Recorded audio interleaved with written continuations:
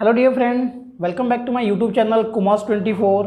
My name is Param Mahla और आज हम अपने इस वीडियो में डिस्कस करने वाले हैं पास्ट एडजस्टमेंट पर केस नंबर 2 को। आई होप आपको याद होगा कि जब हमने ये टॉपिक स्टार्ट किया था, केस नंबर 1 में हमें प्रॉफिट गिवन नहीं होता था और केस नंबर 2 में रखे हमने वो क्वेश्चंस जहां पर मिस्टेक्स के साथ साथ आपको ये चीज़ भी बताई जाएगी कि उस रिस्पेक्टिव ईयर में उस फर्म ने कितना प्रॉफिट अर्न किया था जिस ईयर में कुछ मिस्टेक्स हुई थी। तो चलिए क्वेश्चन से अपने अंडरस्टैंडिंग को और भी स्ट्रांग बना लेते हैं।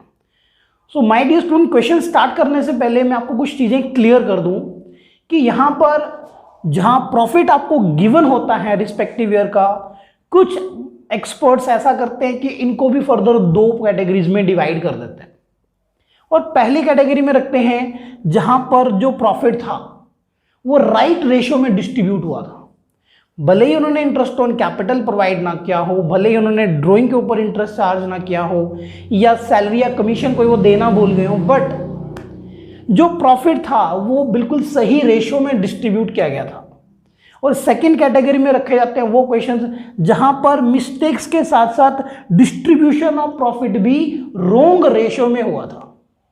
तो यहां मैं आपको इतना कॉम्प्लिकेट नहीं करने वाला हूं, मैं आपको बताने वाला हूं एक सिंपल वे जिससे कि आप किसी भी उस क्वेश्चन को आसानी से सॉल्व कर पाएंगे, जिसमें आपको रिस्पेक्टिव ईयर का प्रॉफिट भी मिस्टेक्स के साथ में बताया गया हो। तो वीडियो के एंड तक बने रहना और इस क्वेश्चन के साथ आपके हर एक डाउट्स जो कि इस टॉपिक से रिलेटेड हो सकते हैं वो क्लियर हो जाएंगे। तो चलिए मैं क्वेश्चन ले लेते हैं। ये रहा क्वेश्चन आपकी स्क्रीन पे। क्वेश्चन को आपको केयरफुली रीड करना है, हर एक पॉइंट को आपको अंडरस्टैंड करना है ताकि कैलकुलेशंस करते हुए यहाँ पर आपको हर चीज़ क्लियर हो जाए। और यहाँ पर मैंने क्वेश्चन बड़ा सोच समझ के लिया माय डियर स्टूडेंट। यहाँ इस क्वेश्चन में एक खास बात ये भी है जो बहुत रेयर क्वेश्चन में मिलती है, वो आपको क्वेश्चन को पढ़ने से पता चल ही जाएगा। तो चलिए जरा क्वेश्चन को रीड करते हैं। इस क्वेश्चन में प्रवीण, साहिल और रिया 3 पार्टनर्स हैं। इनकी रिस्पेक्टिव कैपिटल जो कि 2 लाख, 1,60,000 एंड 1,20,000 है। They share profit in the ratio of 3:1:1। 3:1:1 के रेशियो में प्रॉफिट शेयर करते हैं। Partnership deed provide the following, लेकिन उनको इग्नोर करते हुए which were not recorded in the books of account, इन्होंने कुछ एप्रोप्रिएशन अकाउंट अकाउंटेंट ने प्रिपेयर कर दिया। कौन कौन से पॉइंट से, कौन कौन से प्रोविजन से पार्टनरशिप एग्रीमेंट के जिनको कंसीडर नहीं किया गया, तो उसमें फर्स्ट पॉइंट है पार्टनर्स को उनकी कैपिटल पर 5% पर एनम के रेट से इंटरेस्ट मिलना चाहिए था, जो उस रिस्पेक्टिव ईयर में 2014 एंड 15 का जो इनका सेशन था उस रिस्पेक्टिव ईयर में अकाउंटेंट ने पार्टनर्स को प्रोवाइड नहीं किया। 2 पार्टनर्स को सैलरी मिलनी थी, प्रवीण को और रिया को सैलरी मिलना था और ये सैलरी भी इनको प्रोवाइड नहीं की गई। प्रवीण की सैलरी 1,500 पर मंथ था और रिया को 1,000 पर मंथ सैलरी मिलनी थी। इसके साथ साथ इन्होंने जर्नल रिजर्व में भी 10,000 ट्रांसफर करने थे जो इन्होंने ट्रांसफर नहीं किए और जिसके बिना एप्रोप्रिएशन अकाउंट 31 मार्च 2015 को अकाउंटेंट ने बना दिया, जिसका प्रॉफिट जो था वो 1 लाख रुपीस था। तो यहां से हमें पता चलता है कि ये कैटेगरी नंबर 2 का क्वेश्चन है और इसमें आपको उस रिस्पेक्टिव ईयर में कितना प्रॉफिट फर्म ने अर्न किया था जो कि डिस्ट्रीब्यूट कर दिया गया था अमंग दी पार्टनर्स, ये क्लियरली गिवन है जो कि है 1 लाख रुपीस। अब आपको इन मिस्टेक को रेक्टिफाई करते हुए एक एडजस्टमेंट एंट्री यहां इस क्वेश्चन में पास करनी है। तो उम्मीद करता हूं आप वो स्पेसिफिक पॉइंट समझ गए होंगे कि यहां पर आपको एक जर्नल रिजर्व में भी अमाउंट ट्रांसफर करना है। तो इस क्वेश्चन में या किसी भी ऐसे क्वेश्चंस में जहां पर रिस्पेक्टिव ईयर का प्रॉफिट आपको गिवन हो, कुछ सिलेक्टेड स्टेप्स मैं आपको बताने वाला हूं जिनको फॉलो करोगे तो हर एक क्वेश्चन आपका फर्स्ट अटेम्प्ट में ही आई गारंटी की सॉल्व हो जाएगा, वो गलत हो ही नहीं सकता। बस आपको इन स्टेप को नोट कर लेना अपनी डायरी में और स्टेप बाय स्टेप सारी चीजें करनी है। तो चलिए अब हम समझ लेते हैं क्वेश्चन को करना क्या है। सबसे पहला काम हम क्या करने वाले हैं, स्टेप 1 विल बी कि जो 1 लाख का प्रॉफिट इन प्रोविजंस को कंसीडर किए बिना पार्टनर्स को दे दिया गया था उसको वापस ले आइए। इट डजेंट मैटर वो राइट रेशियो में गया था या वो रॉन्ग रेशियो में गया था, आपको इसमें पजल होने की जरूरत नहीं है। चाहे वो किसी भी रेशो में था, सिंपल सा इतना ध्यान रखना है, जिस रेशो में प्रॉफिट को डिस्ट्रीब्यूट कर दिया गया था आपको उसी रेशो में प्रॉफिट को वापस लेकर के आना है। तो यहां जो प्रॉफिट था वो डिस्ट्रीब्यूट हुआ था 3-1-1 के रेशो में, तो उसी रेशो में हम सबसे पहले क्या करेंगे, प्रॉफिट को वापस लेकर के आएंगे। नाउ स्टेप 2 में हम क्या करने वाले हैं, अब हम उस प्रॉफिट को सही तरीके से डिस्ट्रीब्यूट करेंगे, एक तरह से दोबारा एप्रोप्रिएशन अकाउंट बनाएंगे और मिस्टेक को रेक्टिफाई कर देंगे। एंड वेरी सिंपल, जो प्रॉफिट उनसे वापस आया वो और जो उनको प्रोविजन में मिलेगा एप्रोप्रिएशन अकाउंट में, उनका कंपैरिजन करते सिंपली हमारा क्वेश्चन जो है वो सॉल्व हो जाएगा। चलिए देखते हैं। क्योंकि इस क्वेश्चन में जर्नल रिजर्व का एक स्पेशल पॉइंट है, तो इसमें हम नंबर ऑफ पार्टनर्स के साथ साथ जर्नल रिजर्व का भी एक कॉलम बनाने वाले हैं। वैसे जर्नली जो हमारी टेबल सोइंग एडजस्टमेंट होती है उसमें नंबर ऑफ पार्टनर्स जितने हैं उनसे 2 एक्स्ट्रा कॉलम हम बनाते हैं, क्योंकि इसमें जर्नल रिजर्व का पॉइंट है, तो यहाँ पर हम जर्नल रिजर्व का कॉलम भी बना रहे हैं, तो यहाँ पर 3 एक्स्ट्रा कॉलम्स यहाँ बन रहे हैं। तो ये बन जाएगा आपके लिए टोटल के लिए। चलिए स्टेप नंबर 1 क्या बताया था, जो प्रॉफिट आपने दिया उसको वापस ले लीजिए। जब प्रॉफिट दिया था तब इन्होंने कोई रिजर्व में अमाउंट ट्रांसफर नहीं किया था, तो वापस लेते हुए रिजर्व से कुछ नहीं आएगा, इन पार्टनर से प्रॉफिट वापस आएगा। और ये लाइन आपको करना क्या है माय डियर स्टूडेंट, ये सबसे पहले नहीं लिखनी, कोशिश करना आप इसको सबसे लास्ट में लिखें।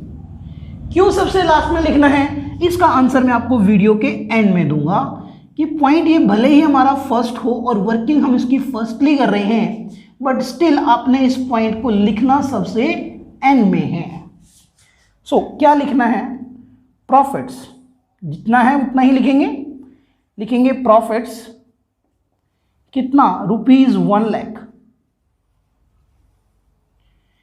which were distributed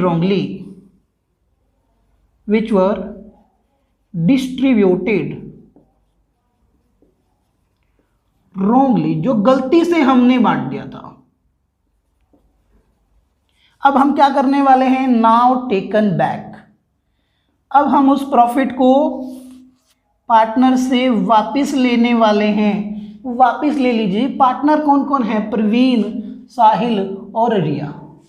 जब 3-1-1 के रेशो में दिया था, किस रेशो में दिया था, ये प्रॉफिट इनको मिला था 3:1:1 में, तो इसी रेशो में इनसे वापस ले लेते हैं। और जब आप इनसे वापस लेते हैं तो इससे कितना अमाउंट वापस आएगा, 20,000।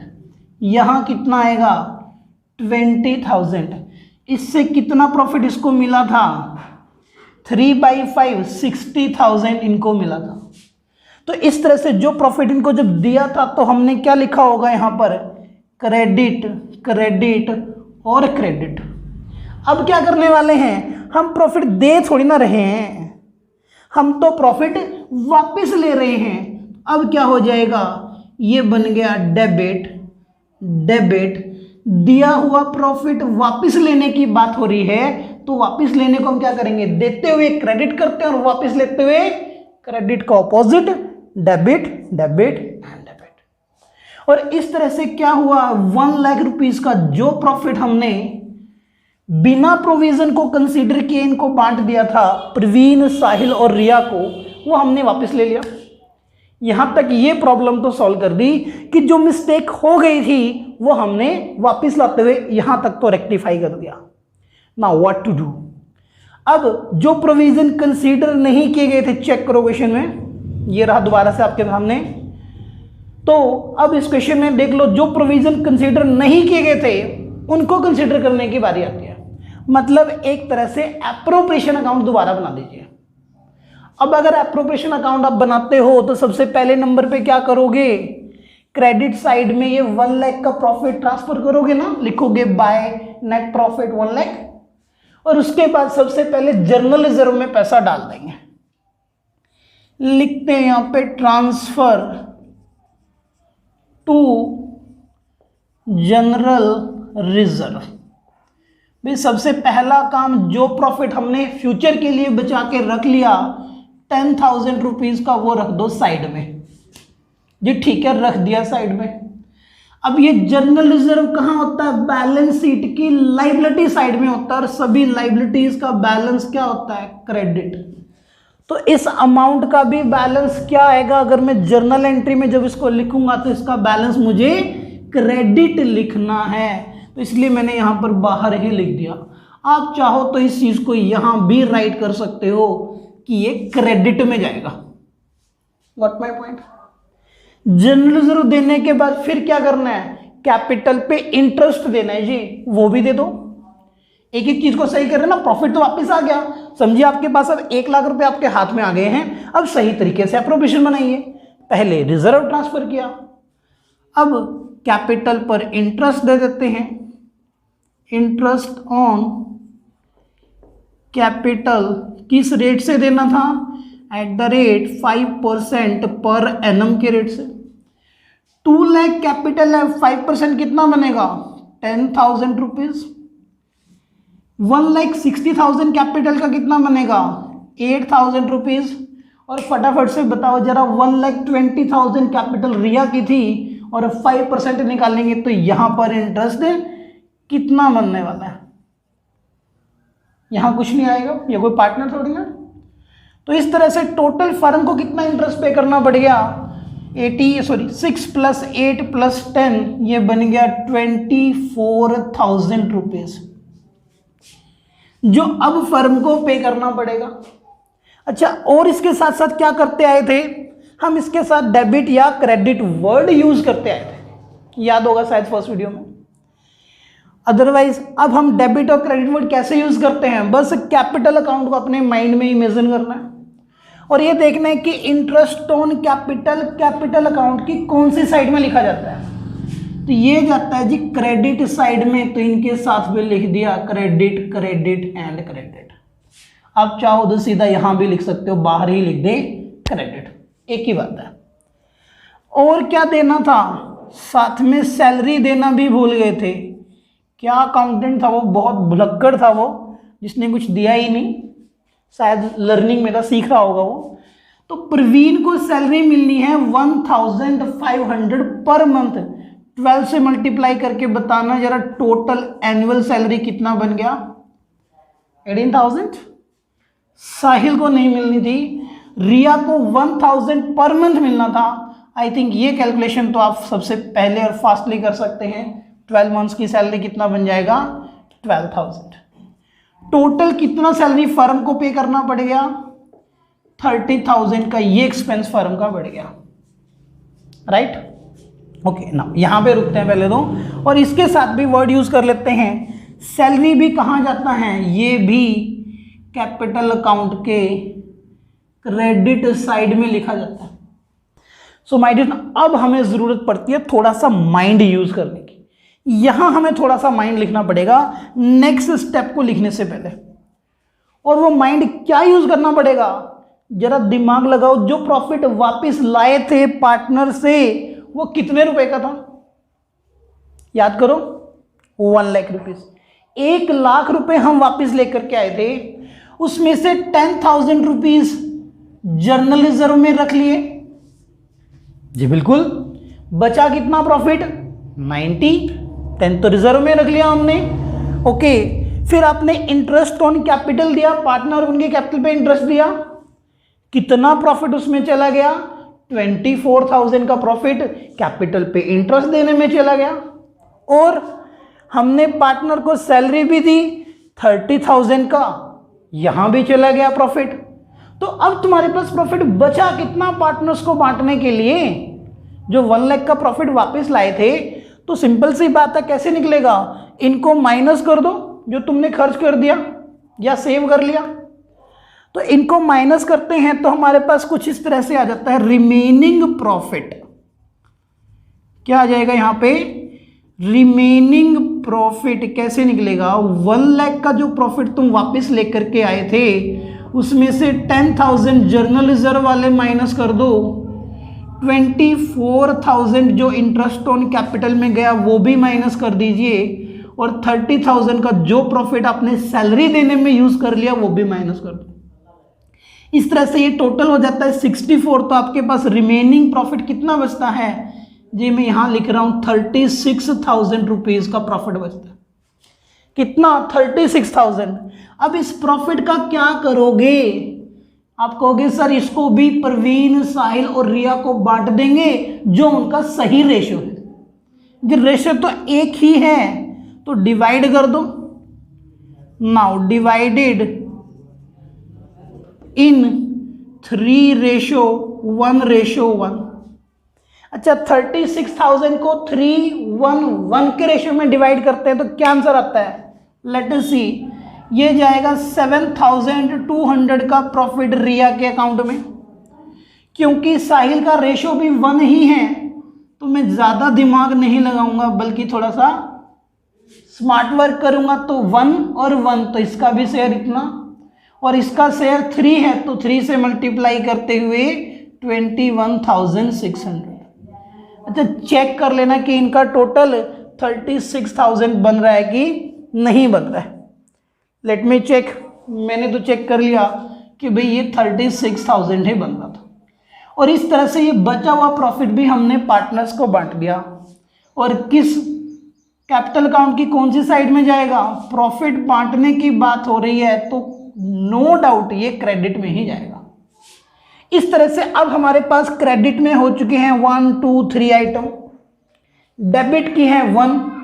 तो काम थोड़ा सा क्यों ना आसान कर लिया जाए और हम क्रेडिट एक बार टोटल अपना देख लेते हैं। तो टोटल क्रेडिट एक बार लिख लेते हैं। यहां पे देखते हैं टोटल कितना प्रवीण को मिल रहा है। 10,000 इंटरेस्ट, 28,000 की सैलरी और 21,600 का प्रॉफिट। तो ये बन गया 0,0,694 49600। ये तो टोटल इनको क्रेडिट हुए। अब जरा देखते हैं साहिल को कितना क्रेडिट हुआ। 8,000 साहिल को इंटरेस्ट मिला, 7,200 का इसको प्रॉफिट मिला। साहिल को सैलरी कोई नहीं मिली थी तो इस तरह से 15,200 रुपीज़ साहिल को टोटल क्रेडिट में गए। रिया का अकाउंट अगर चेक करते हो तो 6,000 का इंटरेस्ट मिला हुआ है, 12,000 की सैलरी और इतना ही प्रॉफिट जितना कि साहिल को मिला था। तो ये आपका हो जाता है टोटल 25,200 रुपीज़ रिया के अकाउंट में क्रेडिट हुए। यहाँ तो सीधा एक ही आंसर है 10,000 क्रेडिट का। और इस तरह से ये 1 लाख का जो प्रॉफिट था वो हमने अब सभी प्रोविजन को कंसीडर करते हुए सही तरीके से बांट दिया। अब हमने सही तरीके से इसको बांट दिया और गलती से जो बांटा था वो उनसे वापस ले लिया था। पहले तो जैसे होता ना, गलती से किसी को पेमेंट चली जाए तो हम क्या करते हैं, पहले उसको वापस ले लो, अब सही तरीके से उसको बांटते जाओ। तो ये हमारा सेकंड स्टेप कंप्लीट हो गया। थर्ड स्टेप में तो आंसर ही आ जाएगा। बस इन दोनों का कंपैरिजन करो और अपना नेट इफेक्ट निकाल के बताओ कि डेबिट क्रेडिट में नेट इफेक्ट क्या आ रहा है। तो यहां पर अब नेट इफेक्ट क्या आएगा? नेट इफेक्ट होगा, देखो 60,000 इससे प्रॉफिट वापस लिया था और इसको दिए कितने हमने 49,600 का ओवरऑल इसको क्रेडिट हुआ। तो इस तरह से you can see now 10,400 rupees debit के ज़्यादा हैं तो डेबिट, यहाँ 20,000 डेबिट है, 15,200 क्रेडिट के हैं तो डेबिट के ज़्यादा हैं। कितने?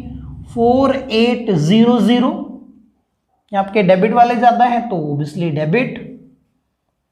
अब यहाँ पे देखा जाए तो क्रेडिट का अमाउंट ज़्यादा है 5,200 क्रेडिट, और ये अमाउंट तो सीधा हमारा क्रेडिट ही था और डेबिट बिल्कुल 0 है तो सीधा 10,000 का अमाउंट क्या आ जाएगा? क्रेडिट। बस यहीं से हमने क्या करना है, पहले एक बार चेक कर लेना है कि हमारे टोटल ऑफ डेबिट और टोटल ऑफ क्रेडिट ये इक्वल आ रहा है कि नहीं आ रहा है। 10,400 प्लस 4,800 ये हो गया आपका टोटल 15,200 और यहाँ भी कितना बन रहा है 15,200, जो कि एक हिंट है, गारंटी नहीं है कि ये सही होगा, लेकिन हमें एक हिंट तो मिल ही जाता है कि अगर ये टोटल इक्वल हैं तो हमारे क्वेश्चन सही होने के चांसेस हैं। तो यहाँ से अब हमें सिंपल क्या करना है, जर्नल एंट्री करना है। So my dear student, journal entry जो है वो आपको मुझे बतानी है। इनको देखते हुए प्रवीण का आंसर आ रहा है डेबिट, साहिल का आंसर आ रहा है डेबिट, रिया का आंसर आ रहा है क्रेडिट और जर्नल रिजर्व का आंसर भी क्या है, क्रेडिट। तो जो जर्नल एंट्री है वो आपको मुझे कमेंट सेक्शन में बताना है करके कि क्या जर्नल एंट्री वहां पर बनेगा। इससे आपकी प्रैक्टिस भी हो जाएगी। चलिए एक बार क्वेश्चन को वापस से रिकैप कर लेते हैं विद इन अ मिनट। तो स्टेप 1 में हमने क्या रखा था, स्टेप 1 में हमने रखा कि आपको करना क्या है। पहले तो ये मैटर नहीं करता कि जो प्रॉफिट था वो सही रेशो में डिस्ट्रीब्यूट हुआ था या रेशो रोंग था, डजंट मैटर। आप ये स्टेप फॉलो करते जाइए, हर क्वेश्चन का आंसर आपका सही आएगा। तो सबसे पहले तो जिस रेशो में आपने प्रॉफिट दिया था स्टेप 1, उस रेशो में ही हमने प्रॉफिट को वापस ले लेना है। अब चाहे वो रेशो सही था चाहे वो रेशो रोंग था, जिस रेशो में आपने प्रॉफिट दिया स्टेप नंबर 1, उसी रेशो में आपने वापस ले लेना है। नाउ स्टेप नंबर 2, अब समझिए सारा प्रॉफिट आपके पास वापस आ गया है। अब उसको सिस्टमैटिक तरीके से हर एक प्रोविजन को कंसीडर करते हुए डिस्ट्रीब्यूट कर दीजिए। Very simple. जर्नल रिजर्व में बांटना था वो भी दे दिया, इंटरेस्ट ऑन कैपिटल रह गया था वो भी पे कर दिया, सैलरी रह गया था वो भी पे कर दिया।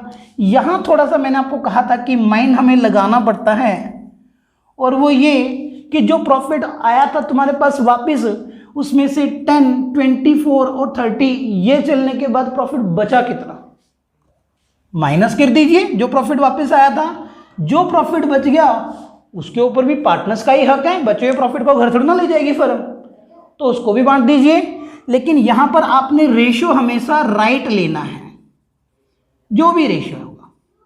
अब इस क्वेश्चन में तो एक ही था तो हमने वही रेशो में बांट दिया, वो रेशो राइट ही था, तो राइट रेशो में उसको बांट दो। अब जो टोटल आपका क्रेडिट हो गया है उसको एक बार टोटल कर लो, और जो प्रॉफिट आपने वापस लिया था वो डेबिट का काम करेगा। और अब देखो यहां पर इसको सबसे लास्ट में लिखने की वजह क्या थी, ताकि कंपैरिजन करते हुए हमें बहुत ऊपर नीचे ना देखना पड़े, बस इसके नीचे ही देखना पड़े 15, 20 और आंसर। दैट्स वाई मैंने स्टेप को सबसे लास्ट में लिखा था, ताकि कंपैरिजन करते हुए हमें बहुत टॉप में ना देखना पड़े, बस इसके नीचे देखते ही फटाफट से हम आंसर लिख पाए। उम्मीद करता हूं आपको ये वीडियो बहुत अच्छी लगी होगी और आपको समझ भी आया होगा हर एक चीज़। और जो एंट्री है वो मुझे कमेंट सेक्शन में ज़रूर बताना। वीडियो देखने के लिए आप सभी का बहुत बहुत धन्यवाद।